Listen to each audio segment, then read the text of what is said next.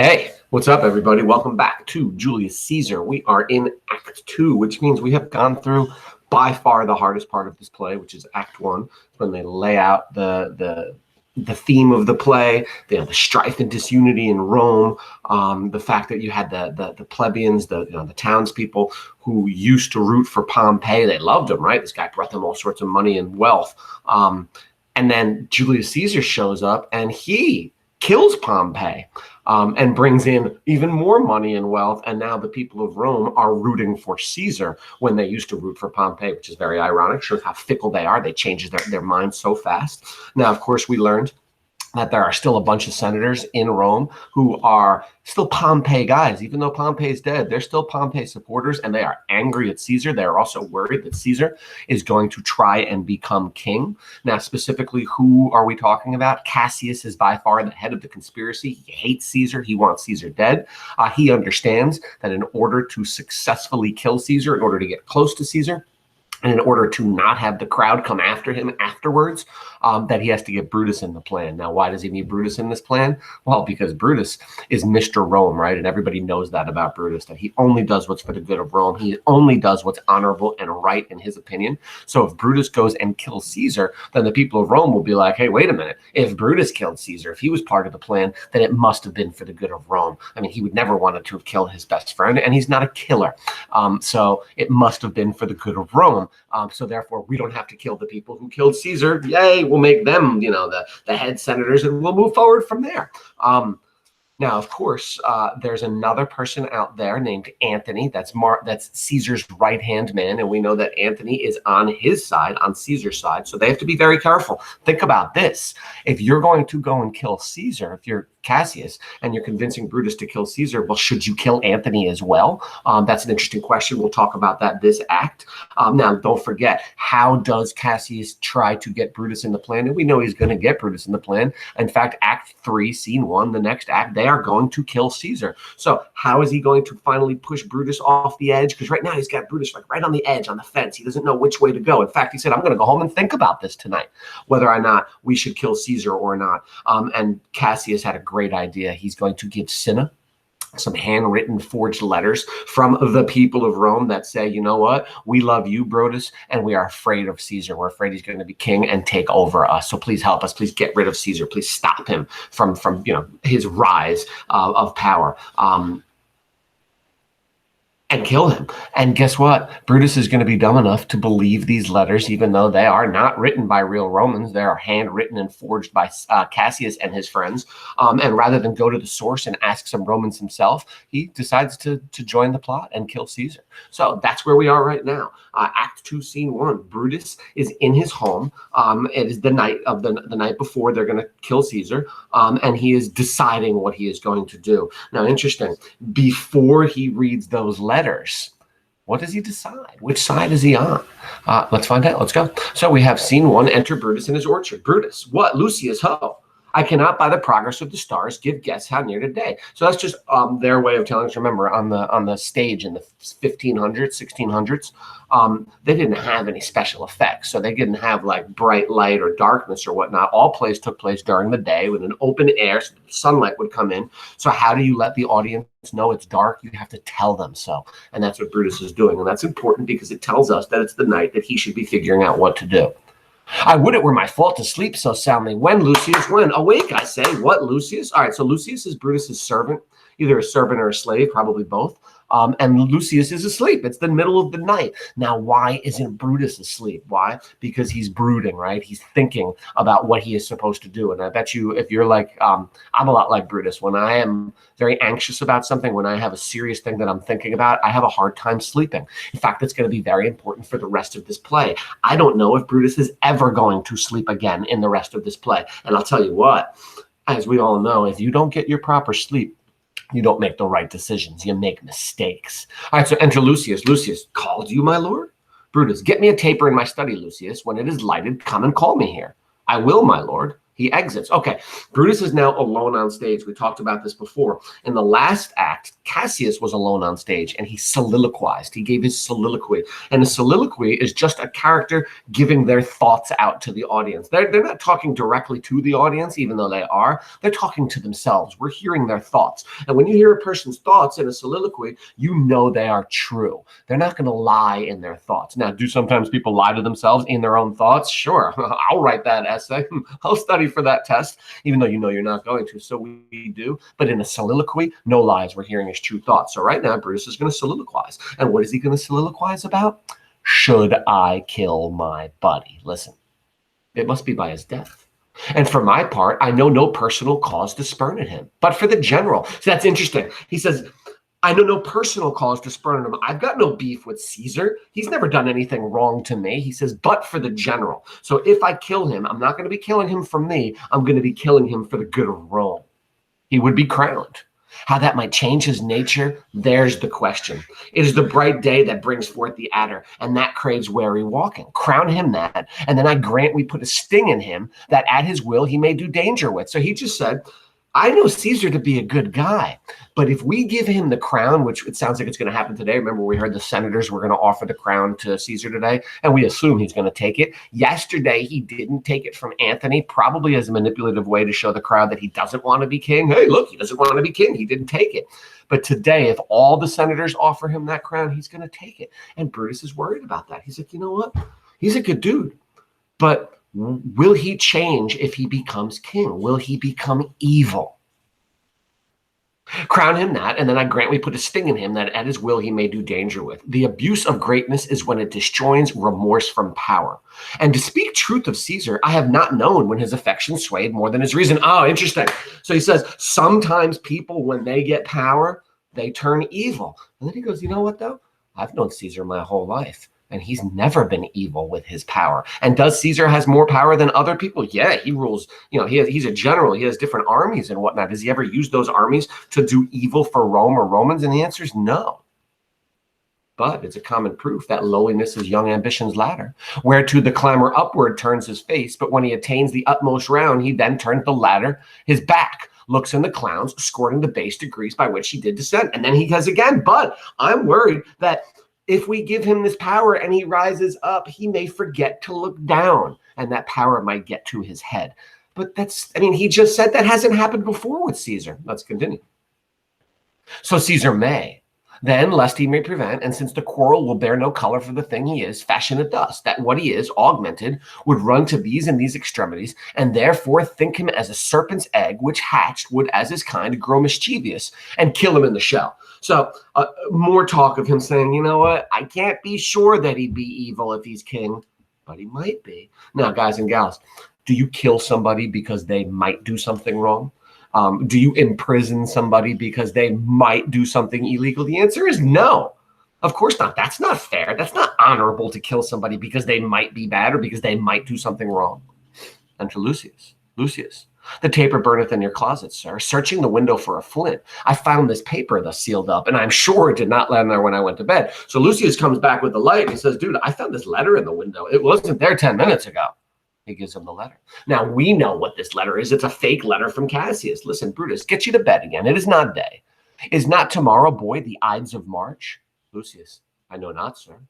Brutus, look in the calendar and bring me word. I will, sir. He exits. Okay. Why is Brutus worried about the date tomorrow? If tomorrow is the Ides of March, he knows that tomorrow is the day that is the plan for the killing. Why? He knows Cassius and those guys are planning the killing, and he heard the soothsayer said, beware the Ides of March. So he's putting those two things together. So he knows if it's going to happen, it's going to happen tomorrow. So he's got to make his decision now. Brutus, the exhalations whizzing in the air give so much light that I may read by them. Okay. So now he opens the letter. Let's listen to this. Brutus, you sleep. Awake and see thyself. Shall Rome, etc. speak, strike, redress? Brutus, thou sleepest, awake. Such instigations have often been dropped where I have took them up. Shall Rome, etc. Thus must I piece it out. Shall Rome stand under one man's awe? What, Rome? My ancestors did from the streets of Rome the Tarquin drive when he was called a king. Speak, strike, redress. Am I entreated to speak and strike? O Rome, I make thee promise. If the redress will follow, thou receivest thy full petition at the hand of Brutus. Okay, that's a long, weird way of saying I'm in. So Brutus reads these letters and he's like, oh my God, the people are worried that Caesar's going to become king. Well, I've got to stop that. And he even remembers, he said, back in the day when we formed Rome, we kicked the last king out of here. The Tarquin, we got him out of here. We don't do kings in Rome. So since everybody's worried that Caesar's going to become king and we don't do kings, I'm going to have to kill Caesar. So Brutus has joined the plot because of these fake letters. Enter Lucius. Sir, March is wasted 15 days. Knocks within. 'Tis good. Go to the gate. Somebody knocks. Lucius exits. Okay, very interesting. The minute that Brutus decides to join the plot, somebody knocks. Guess who it is? It's all the conspirators out there. And they're here to either pick Brutus up and go kill Caesar, or we'll see what happens. I don't know. Let's see. So 'tis good. Go to the gate. Somebody knocks. Lucius exits. Since Cassius first did wet me against Caesar, I have not slept. Between the acting of a dreadful thing and the first motion, all the interim is like a phantasma or a hideous dream. And then he starts to talk. You know, he's alone again. This is another soliloquy while all the guys are coming up to talk to him. And he's like, damn, I haven't slept since this has all started. It's been a couple of days. And it's making me feel a little weird and funky, guys and gals. Here's one of the many mistakes that Brutus is going to make in his play. The first one is, of course, joining the plot. But look at some other mistakes he's going to make right now. Is it because of his honor that he makes his mistakes? Is it because he hasn't slept? I don't know. Let's listen. Enter Lucius. Lucius. I'm sorry, am I done with that? Are then in council in the state of man, like to a little kingdom, suffers then the nature of an insurrection. Basically, he's saying, I feel like crap because I'm not sleeping well. And I'm not sure I'm thinking right. Enter Lucius. Lucius, sir, 'tis your brother Cassius at the door, who doth desire to see you. Brutus, is he alone? No, sir. There are more with him. Do you know them? No, sir. Their hats are plucked about their ears, and half their faces are buried in their cloaks, that by no means I may discover them by any mark of favor. Now, this is really interesting, and this is a warning sign for Brutus, or at least it should be. He just said, who's here? And his servant said, Cassius is here. He wants to see you. And Brutus says, is he alone? And he says, no, there's a bunch of other guys with him. And Brutus says, well, who? And he says, I can't tell. They're hiding their faces with masks and hoods. So if you're Brutus right now, think about this. They're telling you that what they're about to do is for the good of Rome, right? So if it's for the good of Rome, why are you hiding? Why are you masking yourself and putting hoods on? See, only criminals hide themselves and put hoods on when they do things because they don't want people to know who they are. In fact, it's normally a sign of doing something really evil if you have to hide yourself from doing it, right? Some kind of crime. So this is Brutus's first, like, hey, wait a minute. And he says, let them enter. They are the faction. O conspiracy, shamest thou to show thy dangerous brow by night when evils are most free? Oh, then by day, where wilt thou find a cavern dark enough to mask thy monstrous visage? Seek none conspiracy. So listen to this. He says, wait a minute. Why are you hiding yourselves? And it's dark outside. What are you going to do tomorrow when it's light out after we've done the deed? You're not going to be able to hide yourself then. And then interesting, he says, seek none. Hide it in smiles and affability. For if thou path thy native semblance on, not Erebus itself were dim enough to hide thee from prevention. So in fact, he has a better idea. Imagine if they all walked up to Caesar wearing hoods and whatnot and masks. Caesar's going to be like, dude, what are these guys doing? Somebody watch them. Give me my sword. Let's defend ourselves. Brutus understands you can't do that. He says, hide it in smiles and affability. No, not only do we not want to hide ourselves, when we go up to Caesar, we want to act like we're his boy. Caesar, what's up, dude? How you doing? Looking good, Caesar. Otherwise, he's going to know something is up. Brutus is pretty smart when it comes to that. Enter the conspirators. Cassius, Casca, Decius, Cinna, Metellus, and Trebonius. Guys and gals, we now have our list of conspirators. We have Cassius, Casca, Cinna, Decius, Metellus, and Trebonius. And once we get Brutus, we are going to add Brutus to the mix. Okay, let's continue. Cassius, I think we are too bold upon your rest. Good morrow, Brutus. Do we trouble you? Again, does Cassius worry about waking up Brutus or troubling him? And the answer is no. He's saying that to manipulate Brutus, to make Brutus think he loves him. Brutus, I have been up this hour, awake all night. Know I these men that come with you? Cassius, yes, every man of them. And no man here but honors you. And every one doth wish you had but that opinion of yourself, which every noble and noble bears of you. This is Trebonius. Okay, so now we know Trebonius is part of the plot. Brutus, he is welcome hither. This Decius Brutus, he is welcome too. This is Casca, this Cinna, and this Metellus Cimber. Brutus, they are all welcome. What watchful cares do interpose themselves betwixt your eyes and a night? Cassius, shall I entreat a word? Okay, so Brutus is like, why are you all here? And Cassius is like, dude, let me talk to you for a minute. Now, Cassius has to make sure of one thing before he gives Brutus all their plans, right? He's going to walk over and say, dude, are you with me? And if Brutus says no, I don't know what's going to happen. Is Cassius going to kill him there? He might. Is Cassius just going to leave him there and go try another tact? He might. I don't know. But we all know that Brutus is going to say yes. And what caused him to do that? Those fake letters last night, those forged notes. Let's continue. Brutus and Cassius whisper. All right, so while Brutus and Cassius are over there whispering, we're going to hear Decius and Cinna and Casca talking about the weather on the other side. Why? They're bored. They don't know what else to say. Listen, here lies the east. Doth not the day break here? No. Oh, pardon, sir, it doth. And yon grain lies that fret the clouds are messengers of day.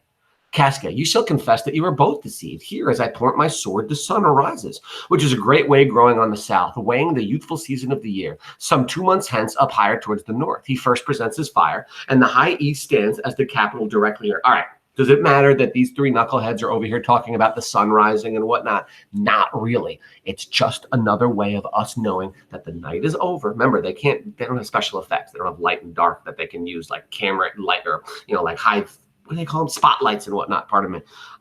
So they have to explain to us that it's now light out. And we've just found that out, which means it's closer to killing Caesar. Let's continue. Brutus coming forward with Cassius. Give me your hands all over one by one.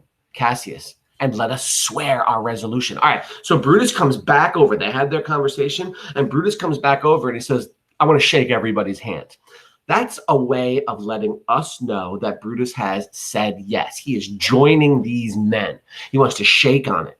But then Cassius says, let us swear our resolution. In other words, let's make a pact that we're all going to swear to do this thing. And it's interesting. Brutus is going to say, no, we don't need to swear because what we're doing is the right thing. And you're doing the right thing. You don't have to make a deal that will finish it through to the end because it's the right thing. We're going to do that anyway. See, another version, another indication to Brutus that he doesn't see, that Cassius, these guys are not doing this for the good of Rome. They're doing it out of revenge. They hate Caesar for killing Pompey. Brutus still doesn't see that though. All right. No, not an oath. If not the face of men, the sufferance of our souls, the time's abuse. If these motives be weak, break off betimes, and every man hence to his idle bed. In other words, if we're doing the wrong thing, then we shouldn't do it. So everybody just go home. If we're doing the right thing, we don't need to swear on it. Let's just do it. So let high-sighted tyranny range on till each man drop by lottery. But if these, as I'm sure they do, bear fire enough to kindle cowards and to steal with valor the melting spirits of women, then countrymen, what need we any spur but our own cause to prick us to redress? He goes, we're not women. We don't need to make deals. Men stand, by the way, ladies and gentlemen, this is him saying that, not me. I believe women are actually much tougher than men. Try having a baby, men. You'll see what I'm talking about. Well, you wouldn't be able to, but I think you're getting my point right there. But anyway, back it up. I just want you to know I'm not calling them womanish for not wanting to kill Caesar. That's actually kind of stupid. It's actually not wanting to kill Caesar doesn't mean you're not a man. It means you're not evil. Right? But he's saying to them, guys, gals, we don't need to swear an oath. Let's just do this. It's the right thing. Let's be men. What other bond than secret Romans have we spoken the word and will not palter?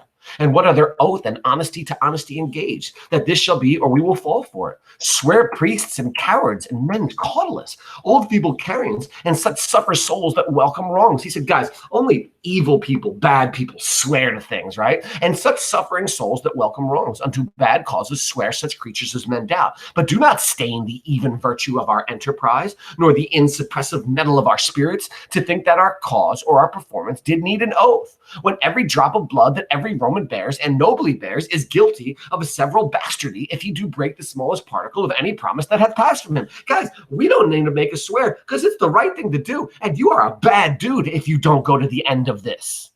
So funny. Brutus has it exactly opposite. He's actually a bad dude for going through the end of this. He doesn't understand that they're doing this for revenge. Will he figure out that they're killing for revenge? Let's wait and see. Cassius, But what of Cicero? Shall we sound him? I think he will stand very strong with us. Okay, and Cassius says, well, we've got us right now. There's Cassius, Cinna, Casca, Decius, Trebonius, Metellus, and me. So that's 6 people, and you, Brutus. We're now up to 7. He says, should we get Cicero in here as well? He's very strong. And Casca says, yeah, let's not leave him out. And Cinna says, no, by no means. And Metellus says, oh, let us have him. For his silver hairs will purchase us a good opinion and buy men's voices to commend our deeds. So Cassius says, let's get Cicero. Casca says, dude, you're right, let's get Cicero. Cinna says, yeah, we need him. Metellus says, definitely. He's old and wise, and if we get him in here, people are going to go, they must have been smart. Cicero did it. It shall be said his judgment ruled our hands. Our youths and wildest shall not wit appear, but all be buried in his gravity. Hold on, where am I going to? 174. Are we almost done? Yes, I'm almost done, ladies and gentlemen. Hold on, I lost my spot. All be buried in his gravity. Okay, so what does Brutus say? They just said, let's get Cicero. And Brutus says, oh, name him not. Let us not break with him, for he will never follow anything that others' men begin. So Brutus, they're all like, dude, we got to get Cicero. And Brutus says, nope, I don't like him. He never finishes what he starts. And Cassius says, then leave him out. And Casca says, indeed, he is not fit. All right, that's so interesting. Just a second ago, all of them were saying, dude, we need this guy, Cicero. One word from Brutus, nah, we're not going to use him. And they're all like, oh, you're right, dude, he's the worst. We're not going to get him. It shows us that they are terrified that Brutus will jump out of this plan. Remember, if Brutus jumps out of this plan, they do not succeed. They don't even get close to Caesar. And if they do somehow get close to Caesar, they will be executed by the people of Rome afterwards. So they have to have Brutus in this plan. So anytime Brutus doesn't like something, they're going to be like, you're right, let Brutus have his thing. Even if Brutus does something stupid, they're going to follow it. In fact, listen to this one. Decius, shall no man else be touched but only Caesar? Listen to that question. Shall no man else be touched but only Caesar? In other words, dude, should we kill somebody else besides Caesar today just to be sure? Now, we've talked about this, and I'm going to say it again. Which senator should they also kill if they're going to kill Caesar? Which man out there is Caesar's right-hand man, will do anything for Caesar, and he's also a badass warrior general? The answer is Antony, right? Now, should they kill Caesar? No, it's evil. Should they kill Antony? No, it's evil. But if you're going to do the one, you might as well do the both, because Antony's going to come after you afterwards. Come on, the guy's a general. He's got armies. He's angry, and he's awesome too, like an awesome fighter. And Cassius says, so Decius says, shall we kill anybody else or only Caesar? And Cassius says, Decius, well urged. I think it is not meet Mark Antony, so well beloved of Caesar, should outlive Caesar. We shall find of him a shrewd contriver, and his means, if he improves them, may well stretch so far as to annoy us all, which to prevent, let Antony and Caesar fall together. All right, that's where we're going to stop. I just want to point out, Cassius, very smart dude. He just said, bro, I think we should also kill Antony, and he gives a couple of reasons why. He says, first of all, he's smart. He's a shrewd contriver. Wait until you see. By the way, they're not going to kill Antony because Brutus is going to say no. Wait until you see how smart Antony is. Just wait. He is not only a great general, he's also a great manipulator. So he is a mixture of Cassius and Caesar. Just wait and see. He says, we shall find of him a shrewd contriver, very smart. And his means, if he improve them, may well stretch so far as to annoy us all. Plus, bro, he's got a lot of power. He's got a lot of means. He can stretch his means far. In other words, he can come after us, dude, and he will come after us. Which to prevent, let Antony and Caesar fall together. So that's where we're going to end right now. Them all saying to Brutus, dude, we should also kill Antony. And tomorrow we'll pick it up right here with Brutus saying, listen to these 2 lines. We'll pick it up here. Our course will seem too bloody, Caius Cassius, to cut off the head and then hack the limbs. And he's going to say, no. It's a bad idea to kill Antony because, it will just look like butchers. We're going to look like we're out to kill for the fun of killing. If we're telling the people that to kill, that for the good of Rome is to kill Caesar, can we really tell them that for the good of Rome is to kill Antony too? No. We'll be killing Antony to protect ourselves, not Rome. So it is wrong. We should not kill Antony. That's where we're going to leave it today, ladies and gentlemen. We'll pick it up tomorrow.